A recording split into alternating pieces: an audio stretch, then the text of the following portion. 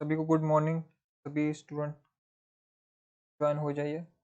आज हम भ्रमर गीत सार सूरदास रचित भ्रमर गीत सार जिसका संपादन रामचंद्र शुक्ल जी ने किया है वो पढ़ेंगे। उसमें से जो हमारे सिलेबस में लगी हुई पद संख्या है 21 से 70 वो हम जो है इस क्लास में पढ़ेंगे। ठीक है। जिसका संपादन रामचंद्र रजनीश प्रणाम।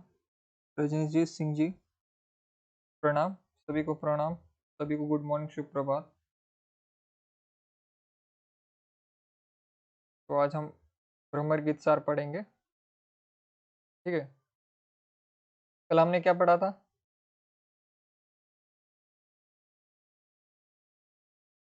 एक बार कमेंट कीजिए हमने कल की क्लास में हमने क्या पढ़ा है। कमेंट कीजिए। पिंकी जी गुड मॉर्निंग। कल की क्लास के बारे में थोड़ा बताइए मुझे, कल क्या पढ़ा था हमने, आपको क्या क्या याद है?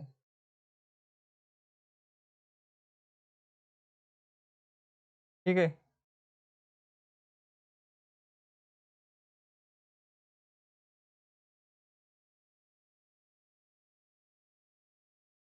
कल हमने क्या पढ़ा था, भूल गए?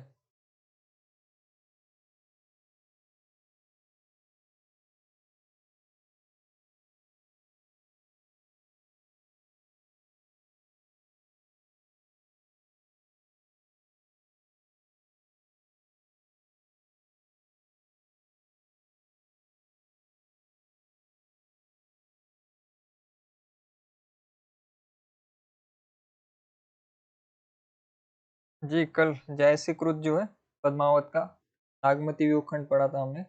जयसी का जन्म कहाँ पर हुआ था, किस गांव में हुआ था? जयसी का जन्म स्थान क्या नाम है उसका?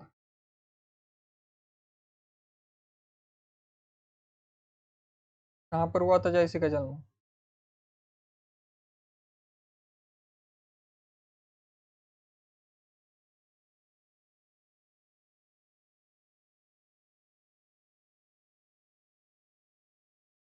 जयसी का जन्म कहाँ हुआ था? जयसी का जन्म जायस में हुआ था, जायस में। ठीक है। मैंने आपको कल बताया था, वहीं से उनका सरनेम भी जायसी बना। जायस जो शहर है, छोटा सा कस्बा है उत्तर प्रदेश में। ठीक है। तो वहाँ पर जायस में उनका जन्म हुआ था। लगभग 1500 संवत के आसपास उनका जन्म हुआ था जायस जगह पर, जो कि उत्तर प्रदेश में पड़ता है। और जो है उनके बारे में, जैसे आज हम सूरदास के बारे में पढ़ रहे हैं, सूरदास जन्मांध थे। ठीक है। यानी कि उनके पास आंखें नहीं थे जन्म से ही। तो क्या जयसी के पास भी कुछ ऐसा ही था? जयसी भी जन्मांध थे, यानी कि जन्म से अंधे थे क्या जयसी? हमने कुछ कल पढ़ा था। क्या जन्म से अंधे थे जयसी भी सूरदास की तरह, थे या नहीं? एक बार बताइए मुझे। जी पिंकी जी, जायस में जो उनका जन्म हुआ था, नागमती व्यूखंड हमने कल पढ़ा है। आरती जी प्रणाम। आरती जी, पिंकी जी, सिंह जी, रजनीश, सभी रजनीश जी, सभी को जो है प्रणाम। सभी को शुभ प्रभात, सभी को गुड मॉर्निंग। तो मुझे बताइए, जयसी की तरह सूरदास की तरह क्या जयसी भी जन्मांध थे? जी सिंह जी, सूरदास के बारे में तो है, लेकिन मैं पूछ रहा हूँ सूरदास की तरह क्या जयसी भी थे जन्मांध? दोनों ही एक समान अंधे थे या फिर कुछ अलग है दोनों में? पिंकी जी का उत्तर आया है। कांचन जी गुड मॉर्निंग। पिंकी जी ने सही उत्तर दिया कि जायसी का जो एक आंख, जो काने थे, एक आंख उनकी नहीं थी। ठीक है। वो कहा जाता है कि वो कुरूप दिखते थे, दिखने में कुरूप थे। ठीक है। और उनका शरीर विकृत हो गया था रोग के कारण। ठीक है, जो कि उन्हें जन्म से ही मिला। ठीक है। तो एक आंख उनकी नहीं थी, इसलिए उन्हें काना काना भी कहा जाता था, कहानी कहते थे। ठीक है। एक आंख थी उनकी, एक आंख नहीं थी।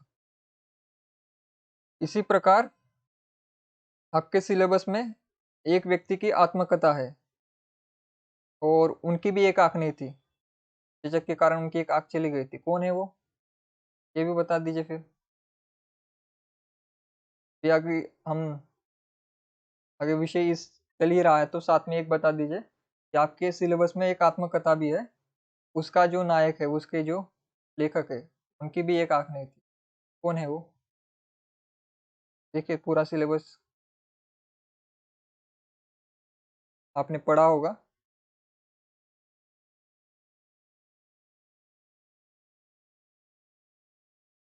जी सिंह जी सही है, पूरे आंधे नहीं थे, एक आत्म एक, हाँ। सिंह जी का उत्तर पहले आया है।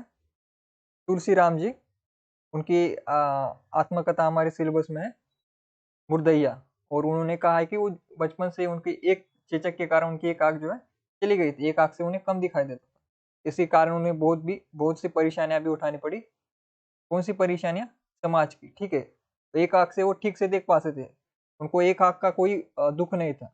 लेकिन जो समाज है, जो जो हमारे समाज में जो एक कुरीति ये है कि अगर कोई अंधा है या फिर किसी के पास पैर हाथ नहीं है तो उसको जिस प्रकार से देखा जाता है समाज में, जिस प्रकार से उसे ट्रीट किया जाता है, वो बहुत ही गलत है।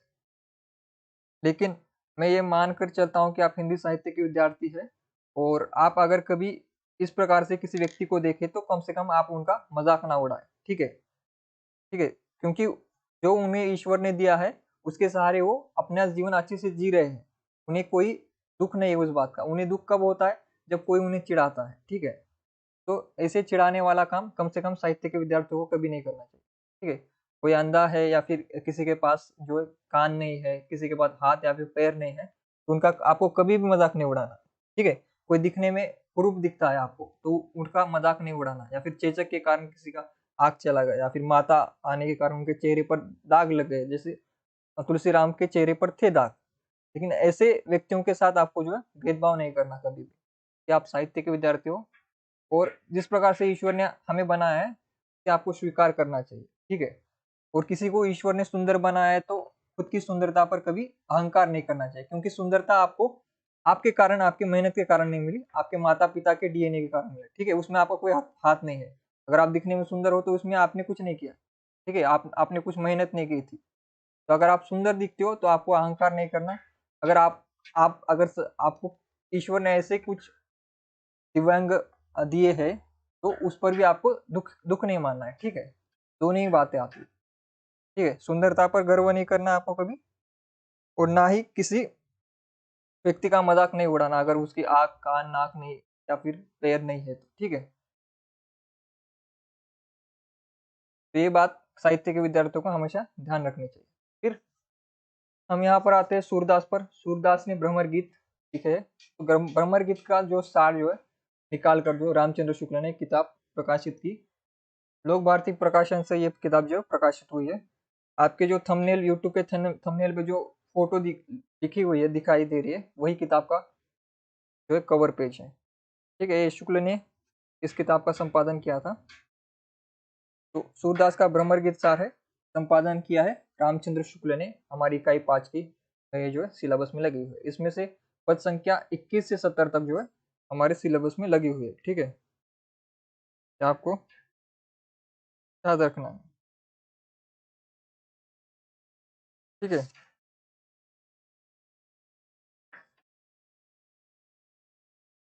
और आपको एक और जानकारी दे देता हूँ कि रामचंद्र शुक्ल ने भ्रमर गीत सार का संपादन किया और बाद में जो है 2006 में जो है विश्वनाथ प्रसाद मिश्र ने जो है इसको फिर से संपादित किया है, ठीक है। फिर से जब साल 2006 में इसे फिर से जो है नए रूप में टाइप करके जो है गलतियां सबको निकाल करके 2006 में जो है इसे फिर से विश्वनाथ प्रसाद मिश्र ने जो है उपसंपादक है इस किताब के। उपसंपादक कौन है? विश्वनाथ प्रसाद मिश्र, ठीक है। उन्होंने आमुख नाम से जो है इसमें एक भूमिका लिखी है इस किताब में। और शुक्ल ने जो है श्री पंचमी में 1982 में जो है वक्तव्य नाम से जो है भूमिका लिखी है इसमें। 1982 में शुक्ल जी ने वक्तव्य नाम से भूमिका लिखी। प्रमुख और प्रधान संपादक शुक्ल ही है, ठीक है।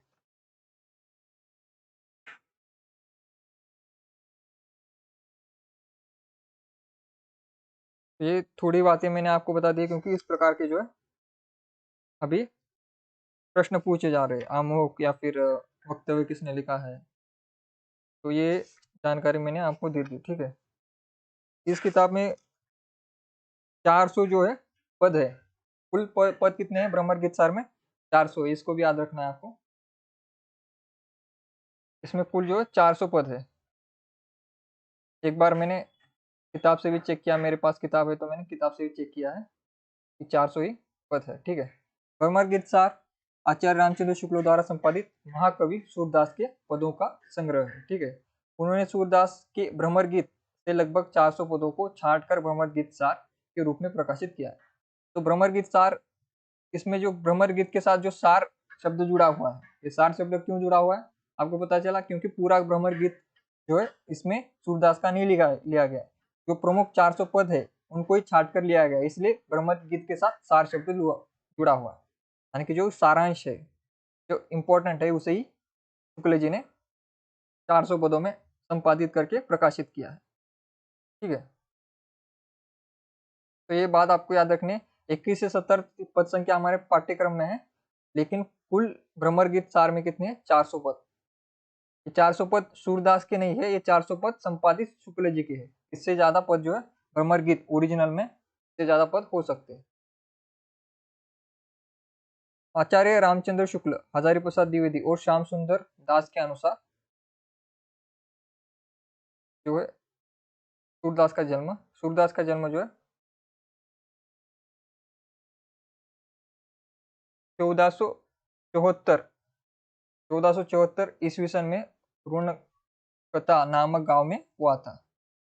रुणकता नाम का जो गांव है वहां पर हुआ था। डॉक्टर नगेंद्र डॉक्टर गणपति गुप्त 252 वैष्णव की वार्ता और 84 वैष्णव की वार्ता साहित्य के अनुसार उनका जन्म जो है सिही में हुआ था। ठीक है, 252 और 400 वैष्णव की वार्ता सर्वमान्य है। तो जो है शुक्ल जी की जो मान्यता है, हजारी प्रसाद और श्याम सुंदर दास जो तीन बड़े आलोचक है हमारे हिंदी साहित्य के, उनकी जो मान्यता है कि उनका जन्म रुणकता में हुआ था, वो सर्व सामान्य मान्यता नहीं है। सर्व सामान्य मान्यता क्या है कि उनका जन्म जो है सिही में हुआ है। ठीक है, क्योंकि इसमें ज्यादा सिही को ही सही क्यों माना जाए? क्योंकि 252 वैष्णव की वार्ता और 84 वैष्णव की वार्ता काफी प्राचीन और जो है सूरदास के लगभग समय की रचना है, उनके थोड़े बाद की रचना है, तो इसलिए उनको जो है जल्दी जानकारी होगी, क्योंकि इतिहास उनके लिए थोड़ा नजदीक था सूरदास का। शुक्ल हजारी प्रसाद द्विवेदी के समय से काफी पुराना है, क्योंकि वो भक्ति काल है। भक्ति काल के सबसे नजदीक की किताब कौन सी है? 252 वैष्णव की वार्ता और 84 वैष्णव की वार्ता, इसलिए वहां पर अगर लिखा गया है तो ज्यादा सही होगा। फिर सर्वसामान्य मान्यता क्या है? सिही में उनका जन्म हुआ। ठीक है,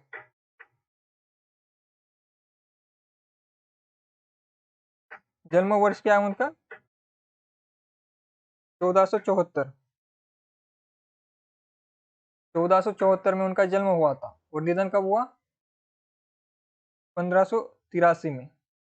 1583 में जो है सूरदास जी का निधन हो गया। गोवर्धन के निकट पारसोली मथुरा में हुआ था। ठीक है, गोवर्धन जिसे श्री कृष्ण ने उठाया था, वही गोवर्धन जो मथुरा में है, मथुरा शहर के समीप जो है उनका सूरदास जी का मृत्यु हुआ था। सूरदास और तुलसीदास जी की यही भेंट हुई थी।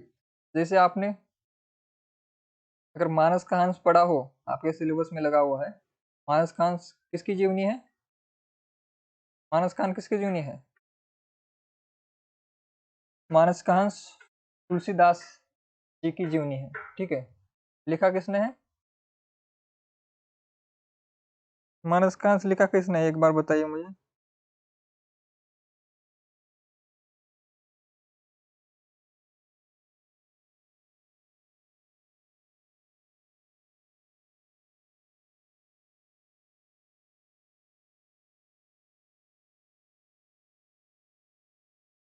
मानस का हंस किसने लिखा है, एक बार बताइए मुझे।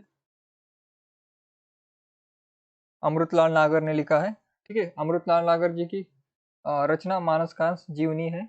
अगर आपने पढ़ी होगी तो उसमें उल्लेख है, जब सूरदास जी काफी वृद्ध हो गए थे, उस समय जो है तुलसीदास जी का उनके जो है मठ में जाना हुआ और वहाँ पर उनकी भेंट हुई थी। तो वहाँ पर वर्णन होता है कि काफ़ी वृद्ध हो चुके थे वो, ठीक है? काफ़ी वृद्ध हो चुके थे, लेकिन सूरदास और तुलसीदास की एक बार मुलाकात हुई। इसलिए सूरदास और तुलसीदास समकालीन है, लेकिन समकालीन होने के बावजूद जो है सूरदास काफ़ी बड़े थे, उनके उम्र से काफ़ी बड़े थे। जब तुलसीदास युवा युवा थे तब जो है सूरदास वृद्धावस्था में चले गए थे। ठीक है? तो एक बड़ा गैप है, पीढ़ी का गैप है उन दोनों में। एक पीढ़ी का गैप तो है ही उनमें, लेकिन समकालीन भी थे। ठीक है? वल्लभाचार्य 1509 से 1510 में पुष्टि मार्ग की दीक्षा ली। वल्लभाचार्य इनके गुरु थे, इसके सूरदास के, और पुष्टि मार्ग में इन्होंने दीक्षा ली है। पुष्टि मार्ग वल्लभाचार्य का था। ठीक है? पुष्टि मार्ग मैंने आपको पढ़ाया था, वल्लभाचार्य जब मैंने कृष्ण भक्ति शाखा में हमने सबसे पहले वल्लभाचार्य को ही पढ़ा। पुष्टि मार्ग क्या है? पुष्टि मार्ग में वो 3 जीवों की बात करते हैं। ठीक है? पहला जीव जो ज्ञान के सहारे, वेदों के सहारे ईश्वर को प्राप्त करता है। दूसरा जीव कौन है? जो भौतिक जीवन में रमा रहता है। ठीक है? और तीसरा जो पुष्टि जीव है, पुष्टि जीव कौन है? जो वल्लभाचार्य ने बताया, यानी कि सरल भक्ति से जो है ईश्वर की प्राप्ति करता है। पुष्टि मार्ग क्या है? पुष्टि मार्ग का अर्थ क्या है? पुष्टि मार्ग का सरल अर्थ है कि ईश्वर, ईश्वर यानी कौन? कृष्ण, भगवान कृष्ण को प्राप्त करने का सरल मार्ग। सरल मार्ग, सरल मार्ग को ही क्या कहा जाता है? पुष्टि मार्ग। ठीक है? ईश्वर को प्राप्त करने का सरल मार्ग जो है वल्लभाचार्य ने शुरू किया। क्यों शुरू किया? इसके पीछे मैंने आपको इतिहास बताया था कि एक तरफ कबीर पंथ बढ़ रहा था, दूसरी तरफ नाथ और सिद्धों की जो है प्रभाव देश में पड़ रहा था, तीसरी तरफ जो है मुस्लिम आक्रमण होने के कारण जो है हिंदू जनता दब रही थी। इसी कारण से जो है पुष्टि मार्ग की शुरुआत वल्लभाचार्य ने की है। ठीक है? यहाँ पर जो है आपको किताब पढ़कर या फिर वेदों को पढ़कर या फिर बड़ी दीक्षा लेकर, संस्कार लेकर, ज्ञान लेकर ईश्वर को प्राप्त नहीं करना। सरल सीधा जो है भक्ति भावना, आपको सिर्फ भक्ति करनी है, आपको जो कृष्ण के पदों को गाना है। ठीक है? सिर्फ हरे कृष्णा कहने से ही आपको ईश्वर प्राप्ति हो जाएगी। ये सरल मार्ग जो पुष्टि मार्ग ने शुरू किया, और आज वर्तमान समय में जिस प्रकार की हमारी भक्ति चलती है वो लगभग पुष्टि मार्ग की ही तरह है। ठीक है? तो आजकल जो है कोई वेद ग्रंथ नहीं पढ़ता। ठीक है? कोई गीता पढ़कर जो है ईश्वर को प्राप्त नहीं करता। वो क्या है? सीधी भक्ति मार्ग से ईश्वर का नाम लेने से जो है वो ईश्वर प्राप्ति कर लेता है। यहीं तक जो उत्तरकांड में भी जो है रामचरितमानस में तुलसीदास जी ने कहा है कि आधुनिक काल की एक अच्छी बात यह है कि आधुनिक काल में जो है ईश्वर प्राप्ति करना सबसे आसान है। यहाँ पर ईश्वर का नाम लेने से ही ईश्वर प्राप्ति हो सकती है। आधुनिक काल की ये विशेषता है। इसलिए आधुनिक काल में जो ईश्वर का नाम लेना है पर्याप्त समझा जाता है ईश्वर को याद करने के लिए या फिर ईश्वर की भक्ति करने के लिए। ठीक है? सूरदास के उपनाम पुष्टि मार्ग का जहाज। ठीक है? पुष्टि मार्ग का जहाज क्यों कहा गया? पुष्टि मार्ग का जहाज का अर्थ क्या है यहाँ पर? जैसे कि आपको पता है, अपने समंदर में जब हम जाते हैं तो समंदर में हमें सुरक्षित और गंतव्य स्थान पर लेकर जाने वाला सबसे इम्पोर्टेंट साधन क्या होता है? जहाज होता है। ठीक है?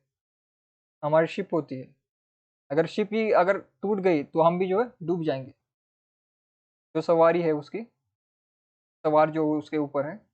तो यहाँ पर पुष्टि मार्ग का जहाज कहा जाता है, यानी कि पुष्टि मार्ग जो वल्लभाचार्य ने शुरू किया उसके प्रधान व्यक्ति कौन हुए? प्रधान व्यक्ति कौन है? एक जहाज की तरह, यानी कि ले जाने वाले।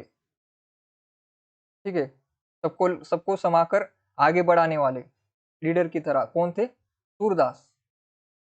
इसी कारण आपको पता है कि कृष्ण भक्ति शाखा के प्रमुख कवि भी सूरदास, वल्लभाचार्य नहीं है, सूरदास जी है। सब कृष्ण भक्ति के जब भी नाम आता है सबसे ऊपर सबसे बड़ा स्थान किसका है? सूरदास जी से, सूरदास जी का। ठीक है? कृष्ण भक्ति शाखा में, तो इसीलिए उनको पुष्टि मार्ग का जहाज कहा गया। ठीक है?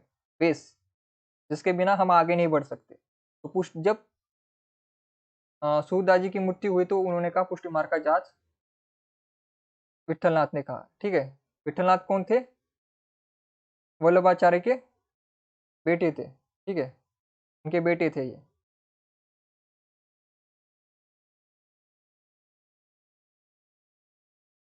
भक्ति का समुंदर वल्लभाचार्य और नाभा दास दोनों ने कहा है। विठल नाथ ने क्या क्या है, पुष्टि मार्ग का जहाज, और वल्लभाचार्य जिन्होंने पुष्टि मार्ग की शुरुआत की थी उन्होंने कहा भक्ति का समंदर, और नाभा दास दोनों ने, नाभा दास की रचना कौन सी है, भक्तमाल। खंजन नयन जो है अमृतलाल ने कहा, और अमृतलाल ने ही खंजन नयन नाम से जो इनकी जीवनी लिखी है, ठीक है। जैसे मानस कांस है उसी प्रकार से दूसरी एक जीवनी उन्होंने लिखी, खंजन नयन।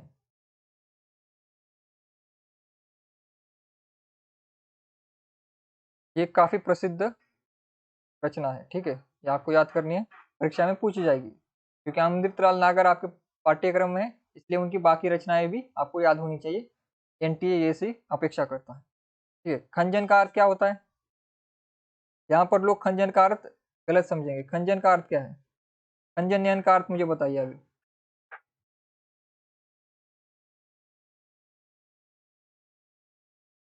खंजन का अर्थ मुझे खंजन नयन का अर्थ बताइए।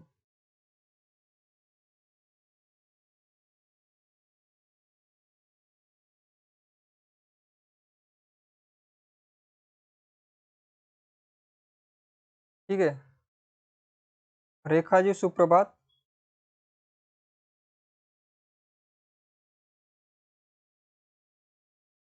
मीना जी और कौन आए, सिंह जी, राखी, राखी जी नए स्टूडेंट आए, तो मुझे एक बार खंजन नयन का अर्थ बताइए, मुझे खंजन नयन का अर्थ भी एक बार बताइए।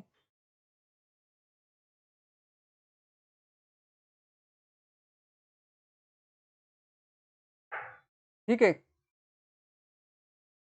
ये मान्यता है कि सूरदास की आंखें नहीं थी, लेकिन खंजन नयन का अर्थ क्या होता है, खंजन यानी कि चंचल, खंजन जो है चिड़िया को कहा जाता है,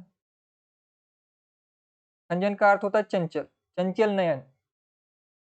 खंजन नयन का अर्थ क्या है, चंचल नयन। क्यों कहा अमृतलाल ने उनको चंचल नयन, क्योंकि जितना सौंदर्यपूर्ण वर्णन कृष्ण भक्ति का सूरदास ने किया है, उतना सौंदर्यपूर्ण वर्णन किसी के पास अगर दो आंखें हो, दो क्या चार आंखें हो, उसके बावजूद वो कर नहीं सकता। प्राकृतिक भौतिक सौंदर्य जितना सुंदर एक अंधे व्यक्ति ने किया, उतना सुंदर जो है इस दुनिया में किसी ने नहीं किया। जैसे कि हमने शुक्ल जी का भी पढ़ा कि जहां पर सौंदर्य वर्णन है, जहां पर श्रृंगार है, वहां पर जो तुलसीदास को भी मात कौन दे देते, सूरदास, सूरदास के समान कोई दूसरा और नहीं हुआ कभी, ठीक है। तो यहाँ पर जो खंजन नयन है, यानी कि चंचल नयन, उनके पास भौतिक नयन नहीं थे, यानी कि जो हमारे फिजिकल नयन हम कैसे, फिजिकल आईज जो उनके पास नहीं थी, लेकिन उनके पास इतना ज्ञान था और इतनी काव्य प्रतिभा थी कि जिसके पास आंखें हो उससे भी बेहतरीन जो है वर्णन उन्होंने किया है, ठीक है। इसलिए उनको खंजन नयन कहा जाता है। खंजन का अर्थ होता है चंचल, इतना चंचल नयन है उनका, चंचल नयन यानी कि उत्कृष्ट नयन की तरह यहाँ पर ले सकते हैं, ठीक है। बिना नयनों के भी सबसे सुंदर नयन इन्हीं के थे, सबसे सुंदर दुनिया को इन्हीं ने देखा बिना नयनों से ही, ठीक है। और इनकी जो भी वर्णन है वो ऐसे वर्णन है जो कि एक किसी अंधे व्यक्ति के वर्णन नहीं है, ऐसे व्यक्ति के वर्णन है जिस जैसे आपको लगेगा कि सूरदास अंधे थे क्या, नहीं, इस पर डाउट होगा, क्योंकि उनका वर्णन ही इतना सुंदर था, ठीक है। इसलिए उनका नाम खंजन नयन रखा गया है, ठीक है। वात्सल्य रस का सम्राट, ठीक है, वात्सल्य रस का सम्राट कौन है, सूरदास जी वात्सल्य रस के सम्राट है। फिर आचार्य शुक्ल ने दूसरा ये कहा है जीवनोत्सव का कवि, ठीक है। वात्सल्य रस का सम्राट और जीवनोत्सव का कवि, ये दोनों भी आपको याद रखने हैं। शुक्ल जी, हाँ, शुक्ल जी ने एक और बात की है, श्रृंगार रस में जो है, जो कृष्ण भक्ति शाखा और सूरदास को जो है सबसे महान है, कृष्ण भक्ति शाखा श्रृंगार में सबसे प्रमुख है। श्रृंगार का वर्णन जो कृष्ण भक्ति शाखा के कवियों ने किया, सूरदास ने किया, और बाद के उनके कवि समकालीन कवियों ने किया, वैसा वर्णन किसी ने नहीं किया, ठीक है। फिर हिंदी साहित्य के आकाश का सूर्य भिखारीदास ने कहा है, भिखारीदास ने एक दोहा लिखा, सूर सूर तुलसी शशि गुड़गन केशवदास, ठीक है। सूर सूर का यहाँ पर अर्थ क्या है, सूर, सूर यानी कि सूरज, सूर्य,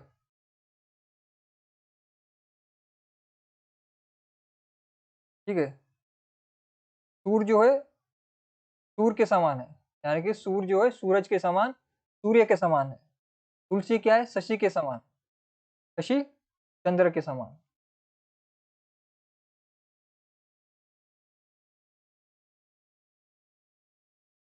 और केशव क्या है? केशव उड़गन, यानी कि जो तारे, जो आकाश में तारे होते हैं, तारे के समान। आपके कवि खोत्यम सम, जहां तहां करत प्रकाश। खोत्यम यानी कि रात के जो कीड़े होते हैं, जो लाइट उनमें चमकती है, आपने देखोगे रात के कीड़े, उन्हें कहा जाता है खोत्यम।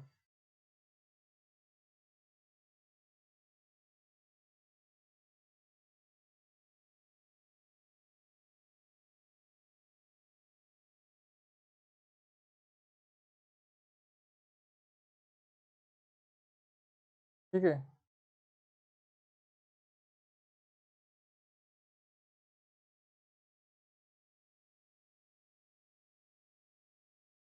खोत्यम रात के कीड़े, जिनको हम हिंदी में क्या कहते हैं? जुगनू। जुगनू आपने देखे होंगे, जो चमकते हैं रात में, छोटी छोटी लाइट होती है उनकी, जुगनू।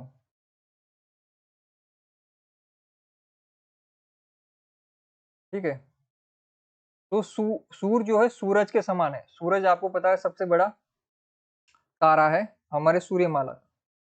हमारे जो सूर्यमाला है जिसमें 8 ग्रह है, उन 8 ग्रह के साथ जो सूर्यमाला जो हमारे स्वामी है, स्वामी क्यों है? क्योंकि वो 8 ग्रहों को नियंत्रित करते हैं अपनी ग्रेविटी से। ठीक है, तो सूर्य जो है सूर्यदास सूरज के समान, सूर्य के समान है, सबसे पावरफुल। और तुलसीदास क्या है? चंद्र के समान। ठीक है, अगर हम लाइट की तरह देखें इनको, लाइट यानी कि काव्य की प्रतिभा है। यहाँ पर जो प्रकाश दिखाई दे रहा है, प्रकाश क्या है? सूरज का सबसे बड़ा प्रकाश है। तो सूर्य क्या है? सूरज के समान प्रकाशवान है, सबसे बड़े। फिर उनके बाद कौन है? चंद्र के समान कौन है? तुलसीदास। फिर इसके बाद जो है केशव, तारे के समान।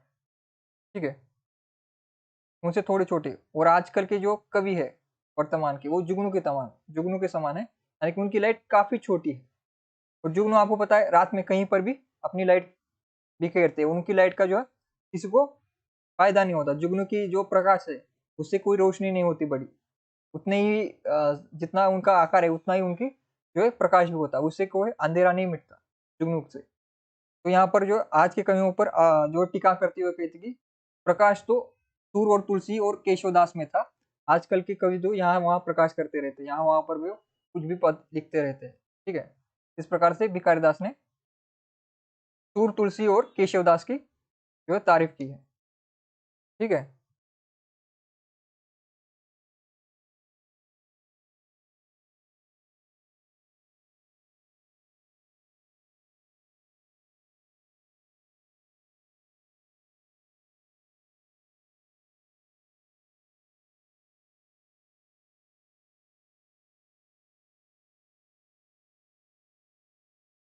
उड़गन तारे नक्षत्र, इसका अर्थ होता है नक्षत्र जो है तारों से ही बनता है।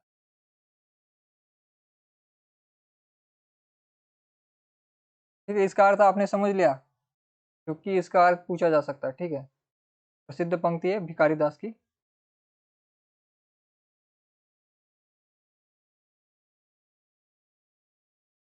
ठीक है, सूर्य को क्या है? सूर्य कहा गया है, तुलसी को शशि, उड़गन केशव को, और आज के कवियों को जुगनू कहा गया है भिखारी दास द्वारा। कुछ विद्वानों के अनुसार सूरदास जन्मांध थे, तो कुछ के अनुसार वे बाद में अंधे हुए। ठीक है, ये मतभेद है कि कुछ लोग कहते हैं कि वो जन्मांध थे या फिर बाद में अंधे हो गए, लेकिन अंधे हो गए यही बात ज्यादा मान्यता प्राप्त है हिंदी साहित्य में।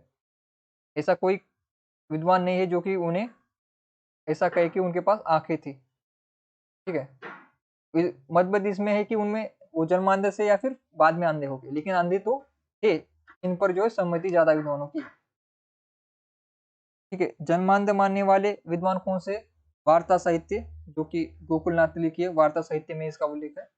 252 और 84 वैष्णव की वार्ता जो है इस किताब में भी उस बारे में लिखा गया है। फिर मिश्र बंधु भी इस बात को मानते हैं, भक्तमाल जो कि नाभादास के, वो भी नाभादास भी इसे मानते हैं, शुक्ल जी भी मानते हैं, वो डॉक्टर रामविलास शर्मा भी जो है यही मानते हैं कि जन्मांध थे। ठीक है। फिर जन्म के बाद में अंधा मानने वाली विद्वान यानी कि वो जन्म तो आंखों के साथ थे, बाद में कुछ ऐसी घटना हुई होगी जिससे उनकी आंखें चली गई। ठीक है। तो इसमें एक दंत कथा भी चलती है कि सूरदास जी को जो है ईश्वर की जो ईश्वर ने जो दर्शन दिए थे भगवान कृष्ण ने, और बाद में सूरदास जी ने कहा कि एक बार मैंने ईश्वर को देख लिया तो इस नयन से मैं दूसरी किसी को नहीं देखना चाहता, इसलिए ईश्वर मुझे अंधा कर दे। इस प्रकार की एक दंत कथा भी चलती है, इसी कारण वो बाद में अंधे हुए। इस प्रकार की दंत कथा चलती है। ठीक है। फिर जन्म के बाद अंधे मानने वाले विद्वान कौन है? हजारी प्रसाद द्विवेदी, डॉक्टर नामवर सिंह, प्रिया दास, इन्होंने भक्तमाल का टीका लिखा था। प्रिया दास जो भक्तमाल का टीका लिखते हैं और उन्होंने, ठीक है, भक्तमाल में नाभादास ने खुद ने जो कहा है ये जलमांध थे, लेकिन इन पर टीका लिखने वाली प्रियादास ने जो इनको बाद में अंधा माना। मोतीलाल मिनारिया और नंद दुलारी वाजपेयी। ठीक है। यहाँ पर प्रमुख आचार्य कौन से? हजारी प्रसाद, नामवर सिंह और नंद दुलारी वाजपेयी। नंद दुलारी वाजपेयी किसके शिष्य है? किसके शिष्य है? मैंने आपको बताया था नंद दुलारी वाजपेयी किसके शिष्य है। इन्होंने किस किस पर काम किया है सबसे ज्यादा आधुनिक काल में? किस बात पर काम किया है उन्होंने सबसे ज्यादा, ये भी बताइए। और फिर नाम और सिंह को भी बता दीजिए फिर किसके शिष्य है। ठीक है। सूरदास जी की रचना नागरिक प्रचार सभा काशी के अनुसार इनकी 24 रचनाएं हैं। पीताम्बर दत्त बड़तवाल के अनुसार इन रचनाओं की संख्या 12 है। आचार्य रामचंद्र शुक्ल के अनुसार इनकी रचनाओं की संख्या 9 मानी गई है। हजारी प्रसाद द्विवेदी के अनुसार इनकी संख्या क्या है? 7 है। वर्तमान में इनकी उपलब्ध रचनाएं सिर्फ 3 ही है। पंडित दीनदयाल गुप्त ने इनकी रचनाओं की संख्या 25 मानी है। सबसे ज्यादा पंडित दीनदयाल गुप्त की रचना कृष्ण भक्ति सागर है। इसमें 116 कृष्ण भक्त कवियों का उल्लेख है। ठीक है। ये आपको एक पॉइंट याद रखना है।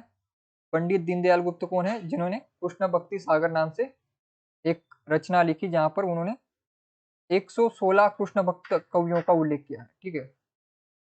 भक्तमाल की तरह ये रचना है। तो उन्होंने सबसे ज्यादा मानी है, पंडित दीनदयाल गुप्त ने सबसे ज्यादा संख्या मानी 25 ग्रंथों की रचना सूरदास ने की। सबसे कम किसने मानी है? द्विवेदी ने, हजारी प्रसाद द्विवेदी ने। ठीक है। नागरिक प्रचार सभा 24 मानते हैं, ये इंपॉर्टेंट है। नागरिक प्रचार सभा हमारी परीक्षा की दृष्टि से इंपॉर्टेंट है। पीताम्बर दत्त बड़तवाल भी इंपॉर्टेंट आलोचक है। शुक्ल जी इंपॉर्टेंट इसलिए क्योंकि शुक्ल जी का ही संपादन हम पढ़ रहे हैं। और फिर द्विवेदी, और वर्तमान में कितनी रचना उपलब्ध है ये भी आपको याद रखना है। ठीक है। यानी कि ये सब कुछ याद रखना है, सब कुछ इंपॉर्टेंट ही है, इसमें छोड़ने जैसा कुछ है ही नहीं। ठीक है। सब कुछ एक बार आप जो है समझ लीजिए, याद कर लीजिए, एक बार पढ़ लीजिए। ठीक है। परीक्षा में थोड़ा तो याद ही रहेगा। सूरदास की प्रमाणिक रचना जो है 3 है जो कि हमारे पास प्राप्त है। उसमें पहला है सूर सागर, सूर रासावली और साहित्य लहरी। ठीक है। आपको याद करने वाली रचनाएं कितनी है? 3 ही है। इन तीनों को याद रखना है। दोनों में तो सूर सूर ही है, आपको सिर्फ साहित्य लहरी याद रखना है, क्योंकि सूर सागर और सूर रासावली आपको नाम से ही पता चल जाएगा सूरदास की। सिर्फ साहित्य लहरी आपको याद करना पहले। ठीक है। साहित्य लहरी सूरदास की ही है। ठीक है।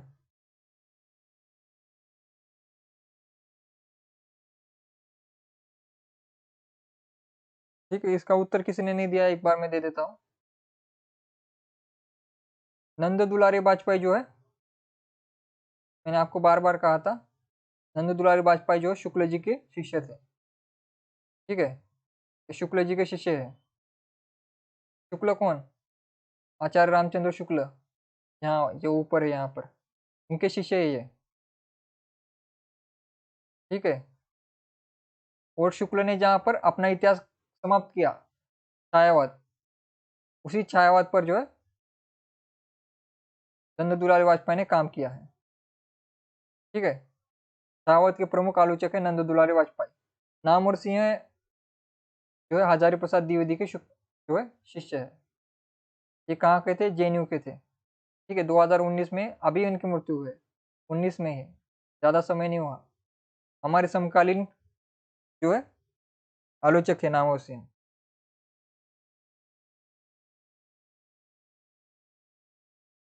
हजारी प्रसाद द्विवेदी के शिष्य है नामवर, और शुक्ल जी के शिष्य कौन है? नंद दुलारे वाजपेयी। ये आपको याद रखना है, कौन किसका शिष्य है, कौन किसका गुरु है। क्यों याद रखना है? क्योंकि आपके पाठ्यक्रम में इनकी एक रचना है नामवर सिंह की। क्या नाम है उस रचना का? निबंध है संस्कृति और सौंदर्य। ठीक है, और ये संस्कृति और सौंदर्य किसमें है? दूसरी परंपरा की खोज। और जो दूसरी परंपरा लिखी गई है, वो दूसरी परंपरा किसकी है? हजारी प्रसाद द्विवेदी की।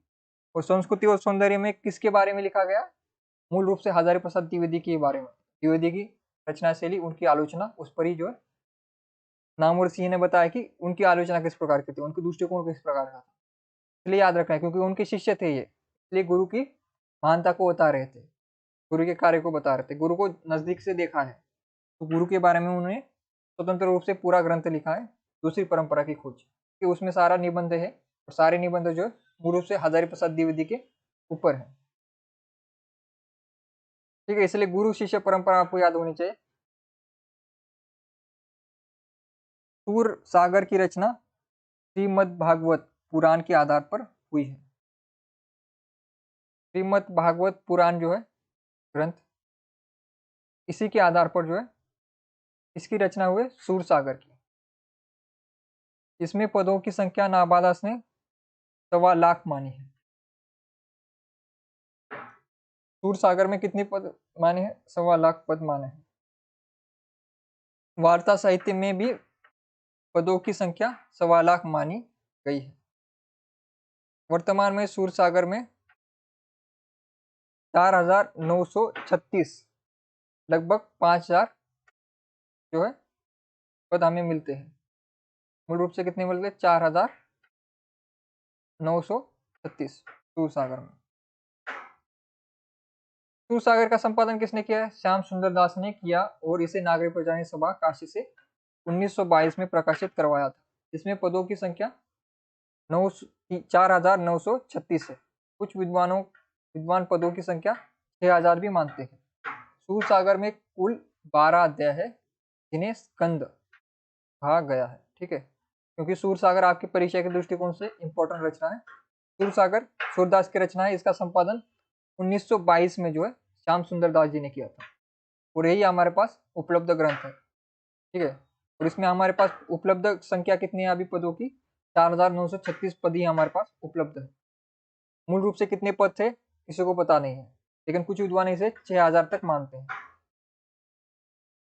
ठीक है, 1 से 8 तक के स्कंदों में, यानी कि चैप्टर्स में क्या है? पौराणिक कथा है। 1 से 8 चैप्टर क्या है? पौराणिक कथा में जो है सूरदास ने लिखी है। इसके बाद 9वें स्कंद में हल्का फुल्का राम कथा भी चित्रण है। ठीक है, कृष्ण भक्ति शाखा में राम कथा। ठीक है, 9वें स्कंद में। 10वां स्कंद सबसे बड़ा है, इसमें बाल लीला और रास लीला का चित्रण है। अब ये बाल लीला रास लीला राम जी की नहीं है, कृष्ण जी की है। ठीक है, किसकी है? कृष्ण भगवान। ठीक है, कृष्ण जी की बाल लीला और रास लीला है 10वें स्कंद में, और ये सबसे बड़ा है, और यही जो है हमारे लिए इंपॉर्टेंट है, 10वां स्कंद। ठीक है, और 11वें और 12वें स्कंदों में भ्रमर गीत का उल्लेख है।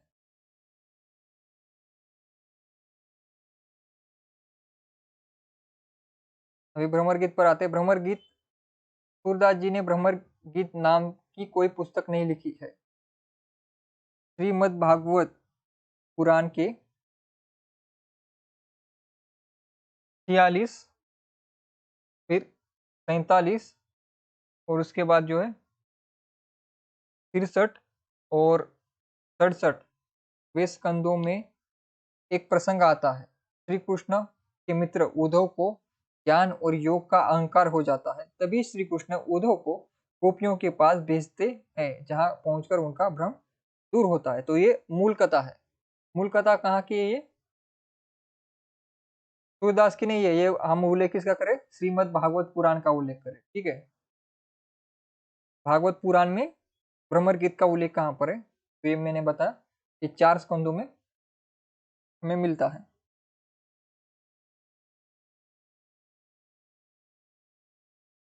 तो आगे जो आचार्य रामचंद्र शुक्ल ने सूर सागर से 416 पद लेकर जो है 1908 में भ्रमर गीत सार नागरिक प्रचार ने काशी से प्रकाशित करवाया।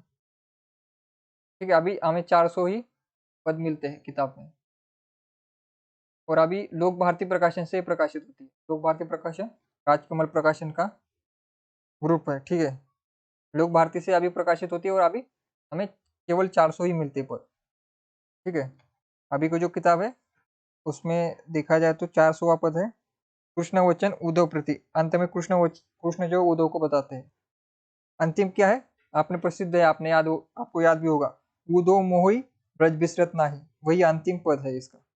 राग धनश्री है ये 400वां पद, उद्धव मोहि ब्रज बिसरत नाही। अंत में कृष्ण आ जाते हैं। ठीक है, शुरुआत में उद्धव और गोपियों का संवाद है, लेकिन अंत जब समाप्ति होती है वहां पर कृष्ण जी के बारे में लिखा है कि कृष्ण जी को भी ब्रज जो है, ब्रज की याद आती है। उद्धव मोहे ब्रज बिसरत नाही, वही 400वां पद है इसमें भ्रमर गीत सार में, जो कि शुक्ल जी ने प्रकाशित करवाया। सबसे पहले 1908 में ईस्वी सन में जो ये प्रकाशित हुआ था नागरिक प्रचारनी सभा काशी से। फिर 1916 में इसका दूसरा संस्करण जो प्रकाशित हुआ, जिसमें 120 पद शामिल थे। अभी वर्तमान में कितने हैं? वर्तमान जो है, वर्तमान में 400 है, आपको याद रखना है। वर्तमान जो किताब आपको मिलेगी 400 है। पहले जो था 416, फिर 120 पद शामिल किए, फिर अभी वर्तमान में 400 पद के साथ प्रकाशित होती। सूर सागर के विशेष तथ्य है, सूर सागर मुक्त व गेय रचना है। मुक्तक छंद का प्रयोग किया गया है, और गेय यानी कि गायने योग्य, गाए जा सकने वाले योग्य काव्य है।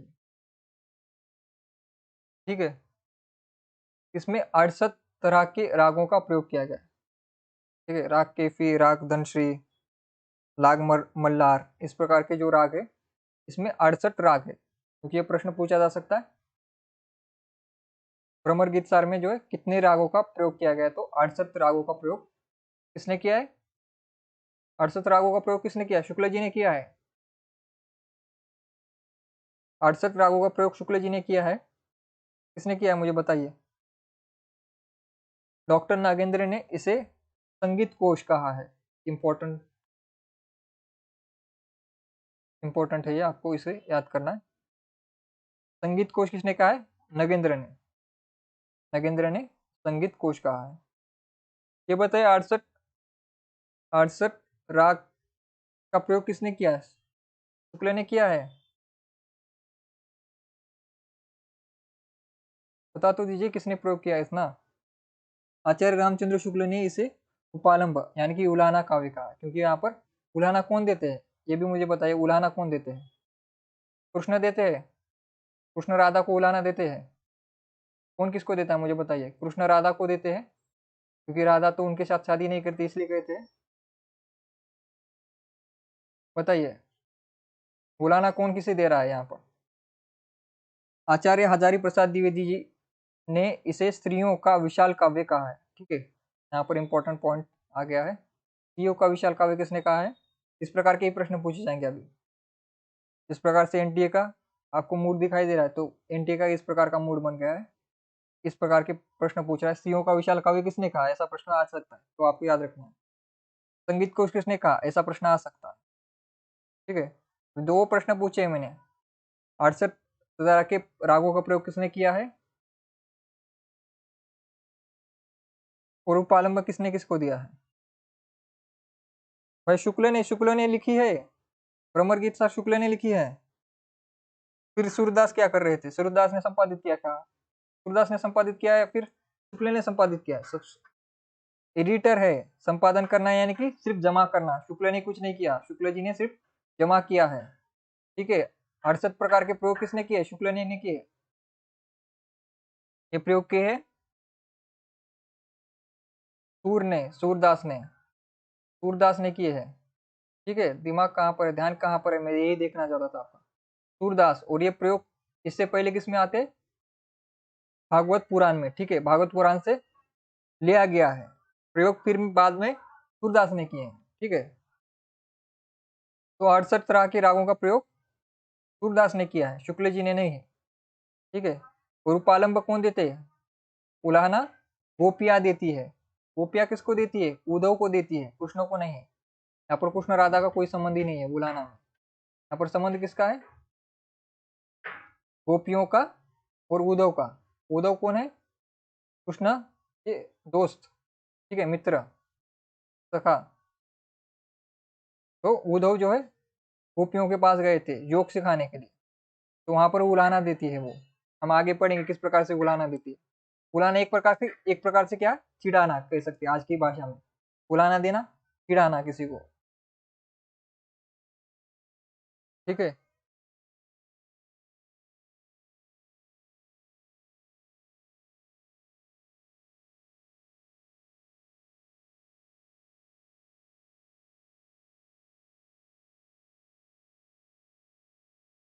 ठीक है, सभी का कृष्ण, राधे कृष्ण,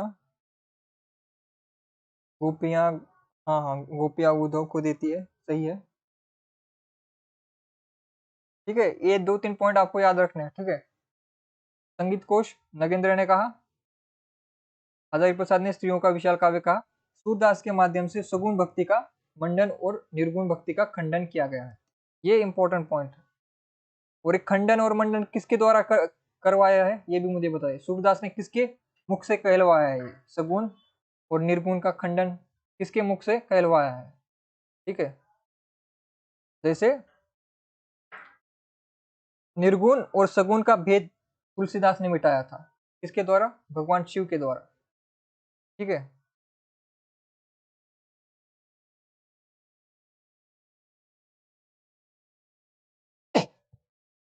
सॉरी। तो तुलसीदास जी के रामचरितमानस आपने पढ़ा होगा, तो वहां पर एक पंक्ति आती, अगुनई सगुनई नहीं कुछ भेदा। ठीक है, किसके द्वारा कहलवाया है, भगवान शिव के द्वारा, तुलसीदास ने क्या किया है, निर्गुण और सगुण को, निर्गुण और सगुण का भेद किसने मिटाया है, तुलसी ने। लेकिन कहलवा किसके मुख से है, भगवान शिव के। ठीक है, अगुने सगुने नहीं कुछ भेदा, भगवान शिव पार्वती माता को कहते हैं कि सगुन और आगुन में कोई भेद नहीं है, वो समझाते हैं। तब आती है पंक्ति, अगुने सगुने नहीं कुछ भेदा। ठीक है, तो तुलसीदास ने सगुण और निर्गुण दोनों को मिलाने का काम किया है, लेकिन सूरदास जी ने निर्गुण के ऊपर सगुण को स्थापित किया है। किसके द्वारा स्थापित करवाया, गोपियों के द्वारा। ठीक है, यहाँ पर हम आगे पढ़ेंगे। तो गोपियां जो है सगुण भक्ति का पक्ष रखती है, पक्षधर कौन है, गोपियां। गोपियां जो है सगुण को ऊपर रखती है। योग जो है, योग क्या है, निर्गुण का रूप है। योग सबको निर्गुण, और निर्गुण का प्रतीक किसको माना गया है, उद्धव को। उद्धव को निर्गुण का प्रतीक माना गया है, सगुण का प्रतीक गोपियों को माना गया है। और सूरदास जी गोपियों द्वारा जो है सगुण को स्थापित करते हैं। ठीक है, गोपियों द्वारा सगुण धारा को स्थापित किसने किया है, सूरदास ने। ठीक है, तो ये आपको उल्लेख मिलेगा, सगुण को निर्गुण के ऊपर भ्रमर गीता में लिखा गया है। लेकिन रामचरितमानस जो कि बाद की रचना है तुलसीदास जी की, वहां पर तुलसीदास जी ने सगुण और निर्गुण दोनों का जो झगड़ा है इसको समाप्त करने का प्रयास किया है। भगवान शिव के मुख के द्वारा बताया गया, अगुणे सगुणे नहीं कुछ भेदा। ठीक है, क्यों कहा तुलसीदास ने इस प्रकार से, तुलसीदास तो सगुण धारा के कवि है ना। सगुण धारा के कवि कौन है, तुलसी। फिर निर्गुण की भक्ति की को क्यों ये स्थापित करना चाहते हैं, दोनों की भक्ति को स्थापित क्यों करना चाहते हैं, क्योंकि आपको पता है तुलसी पर एक बड़े कवि का प्रभाव है, उसका नाम है कबीर। कबीर का प्रभाव तुलसी पर आपको दिखाई देता है। ठीक है, तुलसी में कबीर भी है, सूर भी है। तुलसी में सगुण भी है, निर्गुण भी है। ठीक है, कबीर की बहुत सी बातें आपको तुलसी में भी दिखा देगी। कौन सी बातें, तुलसीदास जाति के ब्राह्मण थे, लेकिन वो वर्ण व्यवस्था में जो भेदभाव है वो कभी नहीं मानते थे। ठीक है, आपने अगर मानस खांस पढ़ा होगा तो वहां पर देखिए कि एक व्यक्ति जो निम्न जाति से, दलित वर्ग से था, उसे जब गांव से निकाला जाता है और वो जो तुलसीदास के मठ के सामने से गुजरता है, तब वो उसे पानी खाना देते हैं। ठीक है, उसे आपने जो है अपने घर में लेकर लेकर जाकर उसे जो है खाना पानी देते हैं। और उसके बाद जो है वहां पर बहुत विवाद बढ़ता है कि तुलसीदास जो है ब्राह्मण होने के बावजूद इस प्रकार से जो है जो अछूत है उनको क्यों छू रहे हैं, उनको खाना और पानी क्यों दे रहे। उसी के बाद जो है तुलसीदास भी अपने काव्यों में लिखते हैं कि दूध कहो, अवधूत कहो, रजपूत कहो, जुला कहो। जुला कौन है? कबीर की जाति जुला थी। ठीक है, यहाँ पर वो कभी ब्राह्मण शब्द का प्रयोग नहीं करते, वो कहते दूध कहो, अवधूत कहो, रजपूत कहो, जुला कहो, कुछ भी कहो, मुझे मुझे किसी की बेटी से जो है अपना बेटा बिहाना नहीं है। ठीक है, मैं तो राम का भक्त हूँ, वही मुझे काम करना है। तो इस प्रकार से एक प्रकार से शुक्ल तुलसी कौन है? तुलसी जाति भेद को नहीं मानते, ना ही वो ईश्वर की सगुण और अगुण रूप में भेदभाव करते। तो ये तुलसी का अलगपन है। बाकी सभी कवियों में जो तुलसी का जो एक विशेषता ये है कि वो सगुण और अगुण दोनों ही को मानते हैं, दोनों ही रूपों को मानते हैं। उसी के साथ वो जाति भेद को भी नहीं मानते। ठीक है, जाति भेद, छुआछूत को, इस प्रकार की भावनाओं को से दूर है। ये फर्क बाकी कवियों में और तुलसी में आपको दिखाई देगा उस समय में। ठीक है, आगे बढ़ते हैं हम। आचार्य रामचंद्र शुक्ल का कथन, सूर सागर पहले से चली आ रही किसी गीतिक काव्य परंपरा का, चाहे वह मौखिक ही क्यों नहीं रही हो, विकास सा प्रतीत होता है। क्योंकि सूर सागर भागवत पुराण से जो है लिया गया है, क्योंकि ये परंपरा काफी प्राचीन है, संस्कृत के जमाने की परंपरा है ये। सूर सागर में कृष्ण के जन्म से लेकर मथुरा गमन तक की कथा का चित्रण है। ये सूर सागर की बात हो रही है पूरे ग्रंथ की। ठीक है,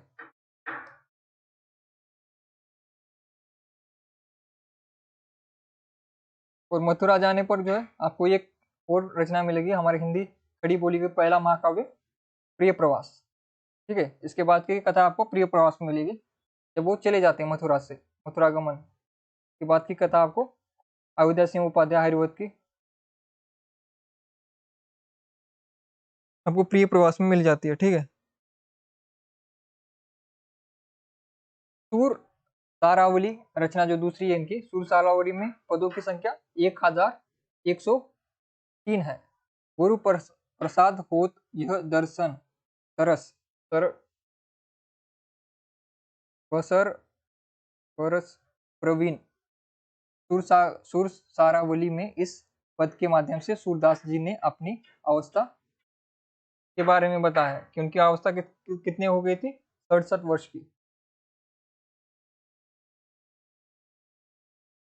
जब उनकी अवस्था 67 वर्ष की हुई थी तब उन्होंने सुर सारावली लिखी थी। ठीक है, पढ़ने विषय क्या है इसमें? इसमें इस रचना में सूर सागर का सार प्रस्तुत किया गया है। ठीक है, सूर सारावली सूर सागर का ही सार है। जिस प्रकार से भ्रमर गीत का सार क्या है? भ्रमर गीत सार। टिप्पणी, डॉक्टर मुंशी वर्मा जी इसे सूरदास की रचना नहीं मानते, क्योंकि सूर सारावली तथा सूर सागर में वर्णित घटनाओं में विषम्य मिलता है। इसमें सूर सागर की अनुक्रमिका भी है। ठीक है, तो मुंशी वर्मा जी कहते कि किसी बाद में किसी आचार्य ने जो इसकी टीका की होगी या फिर सार लिखा होगा, ये मानते, लेकिन सूर सागर भी सर्वमान्य किसकी रचना है? सूर सारावली। आपको यही मानना है कि ये सूरदास की रचना है। ठीक है, सर्वमान्य ही है कि ये सूरदास की रचना है। इसके बाद तीसरी और अंतिम जो प्राप्त हमारे पास रचना है वो है साहित्य लहरी।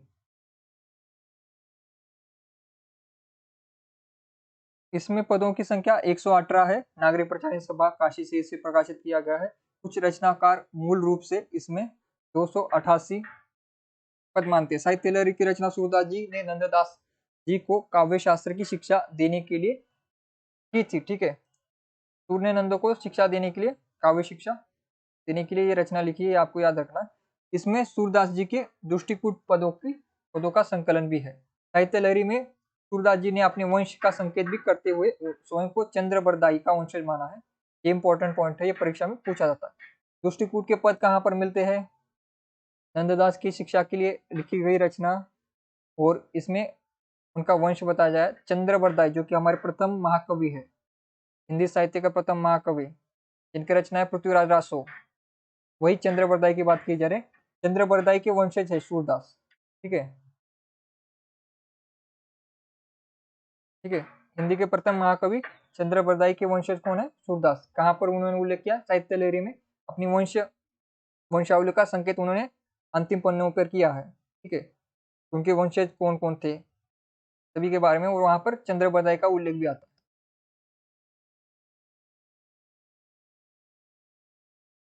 और सूरसागर की समय क्या है रचना का? विक्रम संवत ये इंडियन कैलेंडर के अनुसार है 1627। ठीक है, माना जाता है। आचार्य रामचंद्र शुक्ल के पदों की संख्या कितनी माने? 1607 मानी है साहित्य लहरी की। आचार्य शुक्ल ने जो है इस साहित्य का क्रीड़ा स्थल माना है, इसे साहित्य का क्रीड़ा स्थल माना है। सूरदास की यह सर्वाधिक विवादास्पद रचना मानी जाती है। साहित्य लहरी जो विवादास्पद रचना है। तो अभी हम हमारे पाठ्यक्रम पर बढ़ते हैं। सबसे पहला है राग केदार। गोकुल सबे गोपाल उपासी नहीं उदासी है ये। गोकुल में जो है यहाँ पर टाइपिंग मिस्टेक है, एक बार मैं आपको किताब से भी एक बार देख लेता हूँ। उदासी है।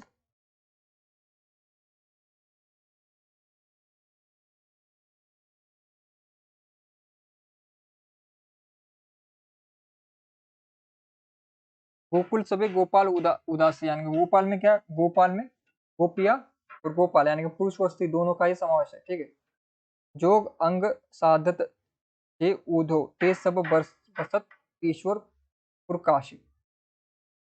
फिर सबसे पहली लाइन क्या है कि गोकुल में सभी गोपाल उदास है। क्यों उदास है? सब जनता उदास क्यों है गोकुल की? क्योंकि ईश्वर चले गए छोड़कर। ठीक है, ईश्वर के जाने के बाद वहां पर सभी का मन उदास हो गया, क्योंकि उनके भगवान श्री कृष्ण उनको छोड़कर चले गए। उनकी याद में जो है सभी उदास है। इसके बाद दूसरी पंक्ति क्या है? जोग अंग साधत ते जो ओधो ते सब बसत ईसपुर काशी। ईसपुर ईश्वर की पूरी काशी। किस ईश्वर की पूरी काशी है ये बताए? काशी, काशी, काशी किसकी है?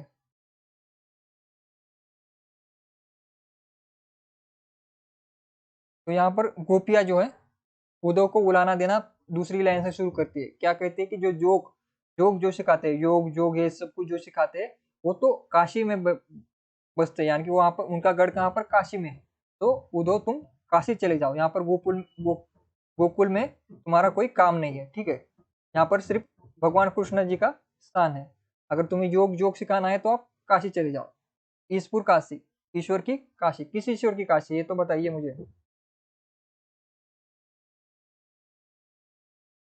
ठीक है, भगवान शिव की, भगवान शिव की कहा जाता है, भगवान शिव की जो है काशी है। भगवान शिव। और योग क्यों जुड़ा हुआ है? योग क्यों जुड़ा? योग यानी कि योग क्यों जुड़ा हुआ है? क्योंकि भगवान शिव का एक नाम है आदि योगी।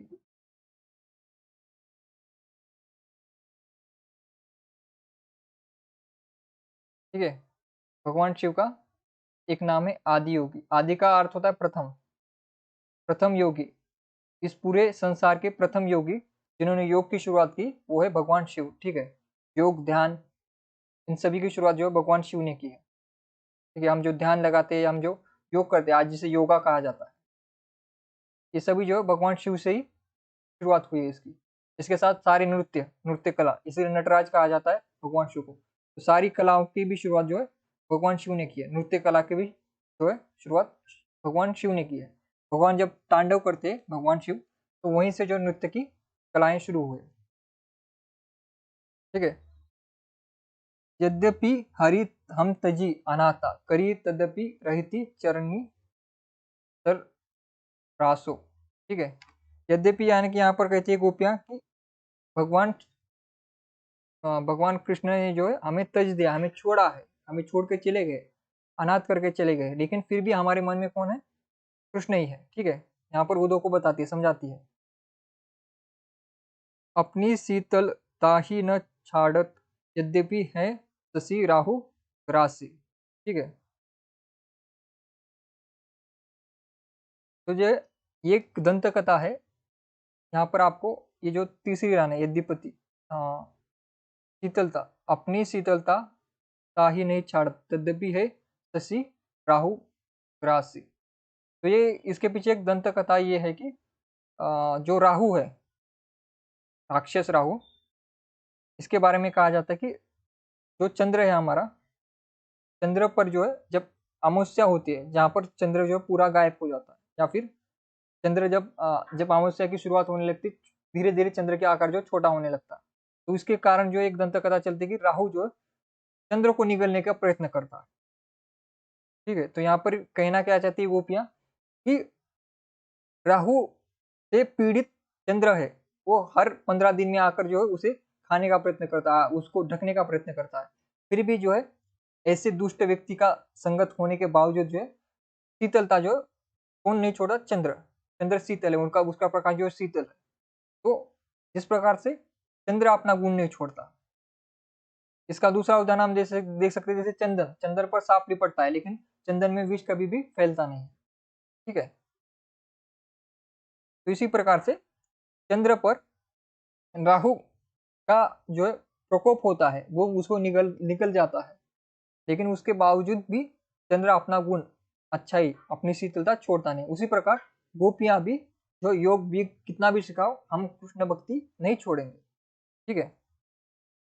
का अपराध जोग लिखी पटवत प्रेम भज तजी करत उदासी, सूरदास ऐसी को बरहनी माँ गति मुक्ति तजे उन सारी। तो इस प्रकार से पहला राग केदारी आपको मिलेगा। ठीक है। जीवन मोहि चाही को निको दरस दरस परस दिन रात करती है कान्हा हियारे पी को, नयन मूंदी मूंदी किन देखो बांधियो ज्ञान पोथी को, आछे सुंदर श्याम मनोहर और जगत सब फीको। क्या है? भगवान श्याम यानी कि कृष्ण जी वही सुंदर है, बाकी जग पूरा क्या है? फीका है। सुनो जोग को काले कीजे जहाँ ज्ञान है जी को, खाटी मही नहीं रुचि माने सुर बखियो बखिया घी को। ठीक है। यहाँ पर फिर से वही उलाहना देती है उद्धव को और बताती है कि हमारे मन में कुछ नहीं है, दूसरे का किसी का स्थान नहीं है। फिर राग काफी है। आयोग घोष बड़ो व्यापारी, ये इंपॉर्टेंट पंक्ति है।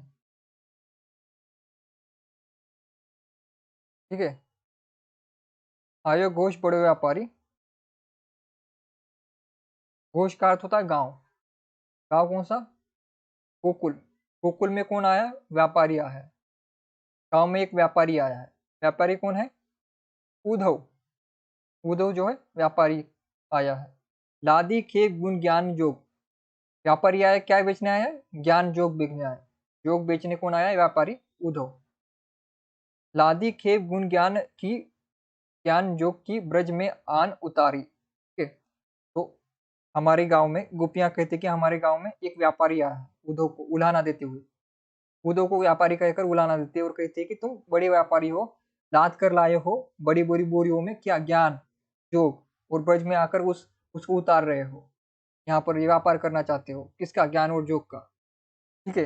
किसका? ज्ञान योग, ये किसका प्रतीक है? निर्गुण का। ठीक है।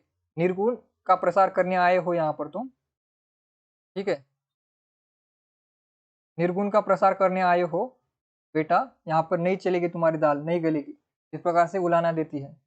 फाटक देकर हाटक मांगत भोरे निपुट सुधारी। ठीक है। यहाँ पर उलाना देते कहते कि फाटक देकर हाटक मांगत भरे निपट सुधारी, धूर ही ते खोटो आयो है लिए फिरत सिर भारी, इनके कहे कौन डर रह कावे ऐसी कौन अनाजी, अपनो दूध छाड़ी को पावे, खार कूप को पानी। उधो जाहू सब बार यहाँ ते, पेगी गहरू जेनी लावे। मुँह मांगियो पिहो सूरज प्रभु, साहू ही आनी दिखाओ। ठीक है, यहाँ पर वही यहाँ पर उलाना देते हुए गोपियाँ कहते हैं कि ये व्यापारी उद्धव, तुम यहाँ पर अपना जोग बिग जो आकर प्रचार करना चाहते हो, यहाँ पर तुम्हारा वो जो है नहीं चलेगा। ठीक है, यहाँ पर सिर्फ कृष्ण की ही भक्ति चलेगी। इसी प्रकार के सारे सारे पदों में भाव यही है। जो गठो जो गठो गोरी ब्रज न बिके ही। ठीक है, योग की जो व्यापार करने आए हो योग का, वो यहाँ पर नहीं बिकेगा, क्योंकि उन्होंने उलाना देते हुए क्या कहा है कि ये व्यापारी है और जोग बेचने आया है, तो तुम्हारा यहाँ पर जोग जो है बिकेगा नहीं। यह व्यापार तिहारो उधो, ऐसो ही फिरी जे हैं। चापे ले आए हो मधुकर, ताकि उर न समाहे। दाव हाड़ी के पटु निम्बोरी को अपने मुख के हैं। मूरी के पातन के केना को मुक्ता हल दे हैं। सूरदास प्रभु गुण ही छाड़ी, के कौन निर्गुण निर्बे है। ठीक है, यहाँ पर वही कहते हैं कि प्रभु की सगुण भक्ति छोड़कर निर्गुण भक्ति कौन अपनाएगा। ठीक है, मैंने आपको पहले ही कहा है, निर्गुण का प्रतीक कौन है? उद्धव। ज्ञान योग निर्गुण प्रतीक है। ठीक है, तो निर्गुण को कौन अपनाएगा? यहाँ पर हमारे पास सगुण ईश्वर है, तो सगुण को छोड़कर निर्गुण के पास कौन जाएगा? यही गोपिया कहते हैं। आए जोग सिखावन पांडे। ठीक है, पांडे उद्धव को कहती है पांडे। ठीक है, तो जोग सिखाने आए हैं उद्धव। परमार्थी पुरानी लादे जो बंजारे टांडे। परमार्थी सब कुछ जो बताकर जो ये प्रचार करे, हमरी गति पति कमल नयन की जोग सिखे से रांडे। ठीक है, तो यहाँ पर कहती है कि हमारी गतिपति कमल नयन, यानी कि हमारी गति क्या है? हमारे तो ईश्वर है, हमारे जो पति है कृष्ण है। पर हम जो है पतिव्रता पत्नियां हैं किसकी? कृष्ण जी की। हमारे पास तो हमारा पति हमारा ईश्वर है। और जोग कौन सीखेगा? जिनके पास पति नहीं है। ठीक है, तो जोग तो वो सीखे जिसके पास पति नहीं है, जिसके पास सहारा नहीं है। ठीक है, तो वो उसका काम है जोग सीखना। हमारे पास तो हमारे ईश्वर कृष्ण है, हम क्यों जोग सीखे? इस प्रकार से उल्हाना करती है। कहो मधुप कैसे समाएंगे, एक म्यान दो खांडे। ठीक है, तो यहाँ पर मधुप, मधुप कौन है? मधुप भौरा, भ्रमर, यानी कि उद्धव। तो बताओ उद्धव, एक म्यान में दो तलवारें, खांडे यानी कि तलवार। तो यहाँ पर हम सगुण यानी कि कृष्ण है हमारे हृदय में, हमारे हृदय में कृष्ण है, तो दूसरे का स्थान कैसे आएगा? एक म्यान में दो तलवारें कैसे रह सकती? सगुण और निर्गुण एक साथ कैसे रह सकते? कृष्ण के साथ दूसरा ईश्वर कैसे हमारे मन में रह सकता है? बताओ उद्धव। मधुप यानी कि उद्धव को कहती है। कहूँ षष्ठ पद कैसे खेत वत, कौन चोर तुम तांडे। ठीक है, यहाँ पर उलाना देते हुए उसे चोर कहते हैं कौन? गोपियां। तो बहुत ही बेइज्जती होती है उद्धव की। सूरदास तीनों नहीं उपजत, धनिया धान कुम्हाडे। ठीक है, यहाँ पर वही उदाहरण, अलग अलग उदाहरण देते हुए गोपियां समझाती है कि समझा क्या रही है गोपियां? ये की बात समझा रही है कि हमारे हृदय में किसका स्थान है? भगवान कृष्ण का सगुण स्थान है। यहाँ पर निर्गुण योग का कोई स्थान नहीं है। तो अलग अलग उदाहरण देते हुए, जैसे दो म्यान में एक तलवार कैसे रह सकती, ये बताओ। इस प्रकार से कहती है, तुम व्यापारी हो, तुम यहाँ पर क्यों आए हो, इस प्रकार का व्यापार क्यों कर रहे हो? इस प्रकार से बुलाना देते हुए वो समझाती है। ठीक है, आपको सबको समझ आ रहा है?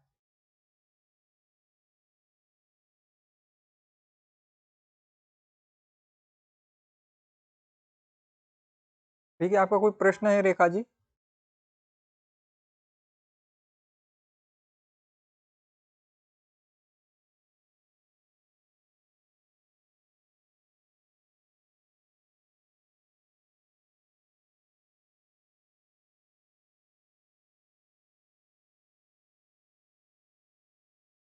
रेखा जी जो है एक एक 1103 या फिर 1107, इसमें जो है आपके पास जो इसमें मतभेद मिलेगा, अलग अलग जगह पर अलग अलग लिखा हुआ है, तो इसे आप जो है इतना इतना जो है परेशान होने की कोई बात नहीं है।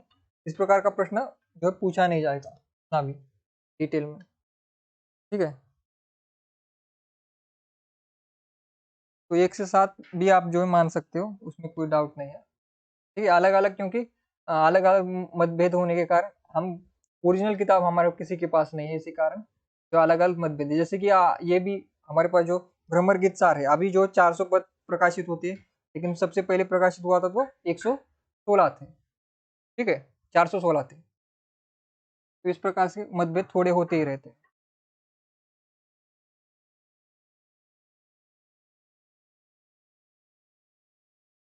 फिर यहाँ पर हम और इम्पोर्टेंट जो है एक बार हम पढ़ लेते हैं, इम्पोर्टेंट जो है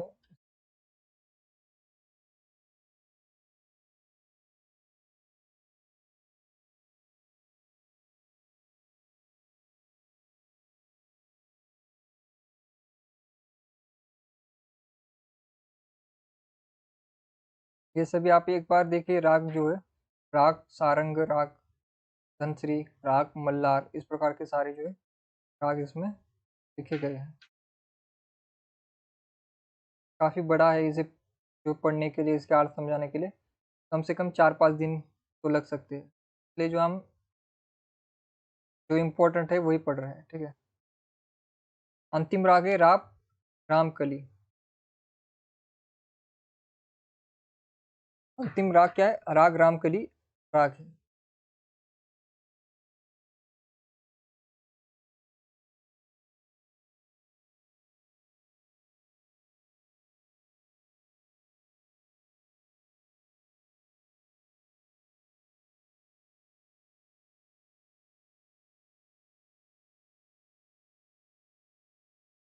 ये जो आपको मैं ये पढ़ा रहा हूँ भ्रमर गीत सार, उसका अर्थ तो आपको समझ आ रहा है ना?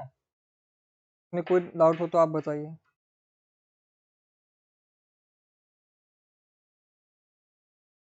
इसमें किसी को कोई डाउट हो तो आप बताइएगा, ठीक है। तो हम अंतिम वाला एक पढ़ लेते हैं, उसके बाद जो है क्लास समाप्त कर देंगे। आपकी कोई डाउट होंगी तो वो मैं ले लूँगा, ठीक है।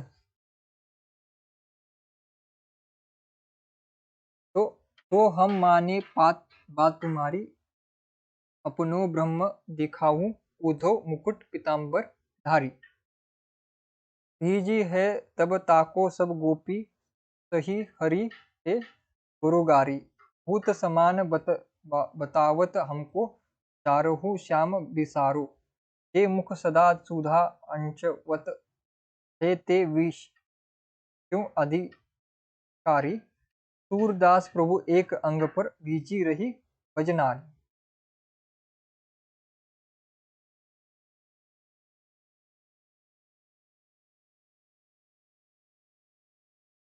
ठीक है, यहाँ पर जो अंतिम में गोपियां कहते हैं कि तुम्हारा ब्रह्म दिखाओ, ठीक है।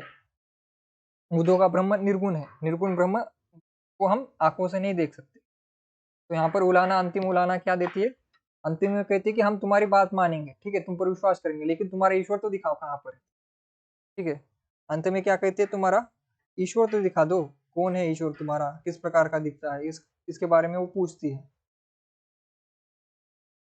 ठीक है। तो वो पूछती है कि तुम्हारा ईश्वर दिखाओ, हम मान जाएंगे। लेकिन उद्धव का उद्धव के जो ईश्वर है वो निर्गुण है, योग निर्गुण। इसी कारण वो कहती है कि हमारे ईश्वर जो है सगुण है और तुम्हारे ईश्वर निर्गुण है, जिसे देख नहीं सकते, जिसे हम समझ नहीं सकते, तो उसे क्यों हम पूजे? हम जो है हमारे ईश्वर को ही कृष्ण को पूजेंगे, ठीक है। इस प्रकार से जो राग रामकली समाप्त होता है, इस प्रकार से। इस प्रकार के जो है 70 जो है इसमें पद है। इसमें किसी को कोई डाउट होगा, बाकी पद जो है आपको पढ़ने होंगे, ठीक है। अगर किसी को कोई डाउट होगा, कोई कमेंट करना है, कोई आपको कोई डाउट हो तो आप पूछ सकते हो, ठीक है। अभी 2 3 मिनट जो है आपके डाउट के लिए मैं समय दे रहा हूँ। आपको कोई पूछना होगा तो आप पूछ सकते हो, ठीक है। जो शुक्ल और हजारी प्रसाद इन सभी की जो आलोचना है, जो उनकी रचना को, ये ज़्यादा इम्पोर्टेंट है अभी, ठीक है। जिस प्रकार के पेपर बन रहे हैं उसमें जो पहले जो पाठ्यक्रम के पहले जो मैंने आपको पढ़ाया, जो सार मैंने पढ़ा है वो इम्पोर्टेंट है, ठीक है। तो एक बार वही आप देख लीजिए।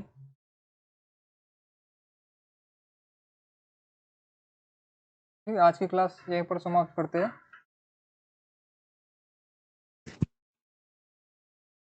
अंजनी जी, पूरा पढ़ाने के लिए जो है हमें बड़ी क्लास लेनी होगी, क्योंकि हम एक टॉपिक एक क्लास ले रहे हैं, तो उसे हम पूरा पढ़ाने के लिए कम से कम 1 हफ्ता इसी में लगाना पड़ेगा, क्योंकि हमें पहले जो सारा पाठ्यक्रम पूरा करना है, तो बाद में हम कभी पूरे अर्थ के साथ जो पूरा पढ़ा देंगे, ठीक है, बड़ी क्लास लेकर। ठीक है, बड़ी मैराथन कभी लेंगे, तो मेरा अभी जो प्लान है कि बड़ी मैराथन लेंगे जिसमें जो बड़े-बड़े हमारे काव्य है इनको पूरा पढ़ेंगे, ठीक है। जैसे मुक्तिबोध का अंधेरे में है, जिस पर प्रश्न पूछा गया था और सभी का लगभग 99% जो है सभी का गलत हुआ था। जो तिलक का प्रश्न था, किसी का सही हुआ है तिलक का प्रश्न, अभी जो प्रश्न आया था लगभग सभी का गलत हुआ है। तो इस प्रकार से जो अंधेरे में जैसी बड़ी कविता है, और फिर बाकी भी जो हमारे जैसे रश्मिरथी है, या फिर हमारा नाटक गीति नाट्य है उर्वशी, इस प्रकार के जो भी बड़े हैं उनको जो है मैं एक बड़ी क्लास लूंगा 3-4 घंटे की लगातार, उसमें उसे पढ़ेंगे, ठीक है। इन सभी को पढ़ने के लिए जो है बड़ा समय लगता है, यानी कि कम से कम 4-5 घंटे की लंबी अगर क्लास लेंगे तो हम अर्थ के साथ एक एक पद को जो पढ़ सकते हैं, ठीक है। तो वो हम परीक्षा से पहले हम कर लेंगे, जून की परीक्षा से पहले।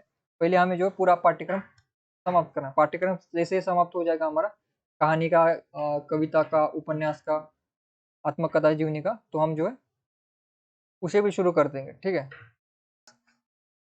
कल की क्लास कौन सी होगी आपको पता है? आप सिलेबस में भी देख सकते हैं। कल की क्लास जो है अभी तुलसीदास जी पर होगी, रामचरितमानस उत्तरकांड, ठीक है। कल की क्लास उत्तरकांड पर होगी। फिर बिहारी की सच्चाई होगी। आप एक बार सिलेबस भी देख लीजिए। सिलेबस में जिस प्रकार से पाठ्यक्रम का अनुक्रम है, उसी प्रकार से जो हम पढ़ाएंगे। कल तुलसीदास पर क्लास होगी, फिर बिहारी पर होगी, ठीक है। काव्य जैसे ही समाप्त हो जाएगा उसके बाद जो है हम कोई दूसरी इकाई ले लेंगे, जैसा विद्यार्थी कहेंगे, ठीक है। तो सभी का धन्यवाद। जितने भी स्टूडेंट आए एक बार सभी लाइक कर दीजिए क्लास को, ठीक है। लाइक और कमेंट कीजिए, क्योंकि कमेंट जो है स्टूडेंट 2-3 ही स्टूडेंट कमेंट करते हैं। हमारी क्लास जो है 200-300 लोग आराम से देख लेते हैं, 200-300 लोग तो बाद में देख लेते हैं, लेकिन कमेंट जो है 2 ही आते हैं। यानी कि रेशो क्या है हमारा, 1.2 पॉइंट जो है रेशो है कमेंट का। 200 में से 2 ही स्टूडेंट कमेंट करते हैं, 200-300 में 2 ही स्टूडेंट जो है कमेंट करते हैं। तो सभी स्टूडेंट को जो है कमेंट करना चाहिए एक बार, आपको क्लास कैसे लगी, और आपको कोई फीडबैक देना हो तो आप फीडबैक भी दे सकते हैं, ठीक है। तो सभी का धन्यवाद, जितने भी स्टूडेंट जुड़े, सभी का धन्यवाद, सभी को प्रणाम।